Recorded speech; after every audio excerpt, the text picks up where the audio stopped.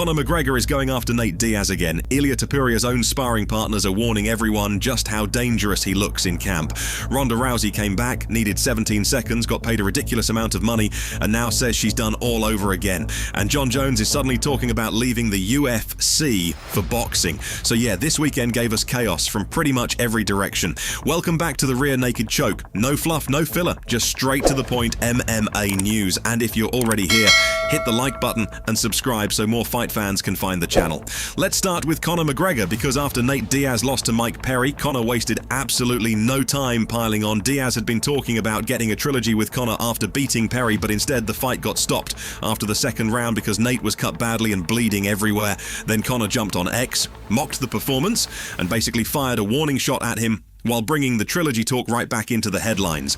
The extra wrinkle here is that Nate said afterward he broke his fingers early in the fight, which obviously changes how some people will look at the loss. He's already calling for the rematch with Perry, and it sounds like the promotion wants to run it back too.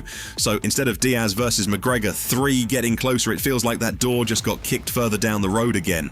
Now, while that was happening, there was also a UFC card at the Apex, and that card gave us another little subplot. After Arnold Allen beat Costa by decision, Allen outlanded him badly and went 7 for 7 on takedowns, which already made it a rough night. But then Alex Pereira posted a bruised up image of Costa afterward and worked a sponsor plug into the post. That's what set Josh Hookett off, because he blasted Pereira for using the moment like an ad. And the reason this became a thing at all is because there's already tension there from Costa's earlier Jon Jones comment and the old Pereira-Costa backstory. So even though Pereira's post looked like a joke on the surface, fans immediately read it as him still carrying that irritation. On the other side, Arnold Allen took his win and used it to publicly beg Monster Energy to sponsor him, which is honestly not a bad move after a big performance. Now let's talk about Ilia Topuria, because if you were hoping for some reassuring sign that Justin Gaethje is dealing with a calm, controlled version of Ilia in camp, that does not sound like the case at all. New footage and comments from Topuria's own sparring partners basically paint the same picture.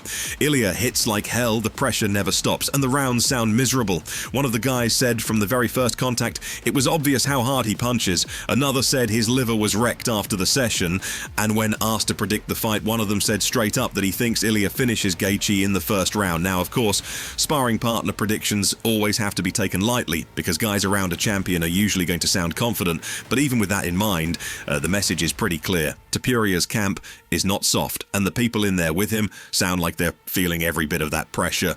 A few quick UFC updates also came out of the weekend.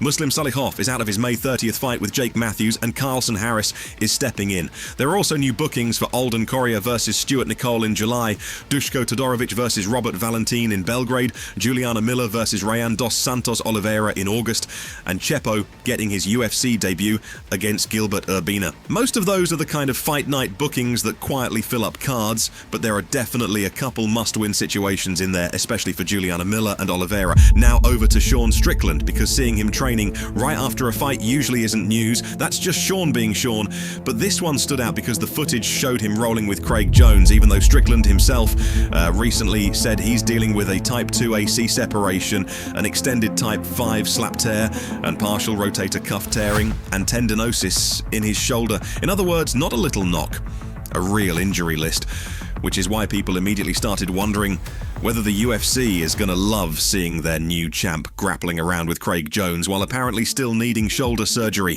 Either Sean feels better than expected, or he's just being Sean and doing what Sean always does. On the cams outside, there's also footage of him back in the UAE attending an event while preparing for the Dylan Dennis grappling match, so both sides of that UFC 328 fallout are already moving fast. One of the nastiest controversies from the weekend, though, had nothing to do with contracts or call-outs. It had to do with Herb Dean. After the MVP Netflix card, a lot of the MMA community was furious over how the Adriano Moraes versus Pumian-Kuta finish was handled. Moraes had the rear naked choke locked up, the bell sounded, and then the choke stayed on long enough that Nkuta went unconscious after the round should have been over. Officially, it went down as a technical submission win for Moraes, but a lot of people were saying that was the wrong call entirely. Aaron Bronstetter argued it should have gone to the scorecards because the bell had already sounded while Nkuta was still defending. Aljamain Sterling called it awful awful and said anybody who understands chokes could see it was held clearly after the bell. Zach Porger made the comparison that if somebody was landing punches after the bell like that, nobody would be calling it a legitimate finish. And that's really the issue. Fans don't just think Herb Dean reacted too slowly. A lot of them think the actual ruling was wrong too. Now let's get to Ronda Rousey, because her comeback was exactly what people feared, or hoped it would be, depending on what side you were on. She got Gina Carano down almost immediately, rolled into the armbar, and ended the whole thing in 17 seconds. That was Rousey's first fight since 2016 and Gina's first since 2009. Afterward, Ronda made it clear she doesn't plan to fight again. She said she wants more kids and is basically done, which makes this look like a one-night return, cash out, and walk-away situation. Gina, meanwhile, left the door slightly open and said she had hoped the fight would last longer. Even Merab weighed in and said Gina needs at least one more fight because he knows from training with her how good she actually is. So while Ronda sounds finished, Gina doesn't sound totally done yet. And if you were wondering whether Ronda got paid like a star, the answer is absolutely yes. The California Commission payouts showed that nobody on the card made less than 40 grand, just like the promotion promised. But the real eye-opener was Ronda making $2.2 million for 17 seconds of work, with Gina making $1.05 million. Francis took home $1.5 million for his knockout win, while Nate Diaz and Mike Perry reportedly made $500,000 and $400,000, respectively. And apparently, Ronda was also dealing with a leg injury heading into the fight less than 3 weeks before the event, which makes the speed of the finish even crazier. She also said Dana White texted her the morning of the fight, wishing both her and Gina luck, and she made it clear she still sees Dana as a huge reason she got where she is. Now to the story that's probably going to keep getting louder. Jon Jones wants out of the UFC for boxing. After Francis called him out and made the point that Jones is stuck in the UFC system, Jones came back publicly and said he thinks getting out of his contract is very possible if he finds the right people and the right channels. Then he added that what he really wants to do is box. That immediately set the MMA community off, because fans are basically looking at this and saying, hold on, you just signed a new long-term deal, you refused other fights people wanted, and now suddenly you want out again. A lot of the pushback is brutal. Some fans are saying everybody wants to be Francis now. Others are saying Jones should just finish the UFC fights in front of him, instead of trying to angle his way into some separate payday. And maybe the harshest criticism is that people simply do not buy the idea that this is about freedom or opportunity. They think it's still about ego, still about control, and still about him wanting to avoid the risks he doesn't like. That's what makes the Jones story so interesting, because on paper, boxing Francis or stepping into that kind of crossover space sounds huge. But when people hear Jon talk about boxing, they're not reacting with excitement first, they're reacting with all the baggage. Tom Aspinall, Francis in the past, the Stipe fight, retirement, the new contract, all of it comes back immediately.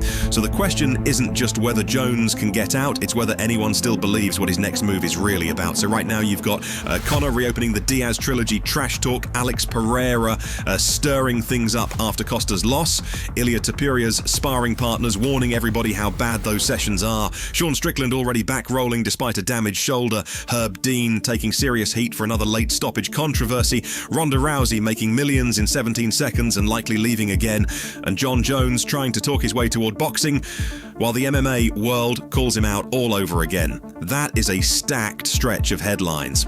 Let me know in the comments what stood out most to you. Do you think Jon Jones actually finds a way out of his UFC contract? And do you think Herb Dean got that Moraes finish completely wrong? And if you want more straight to the point MMA news, make sure you subscribe. I'll catch you in the next one.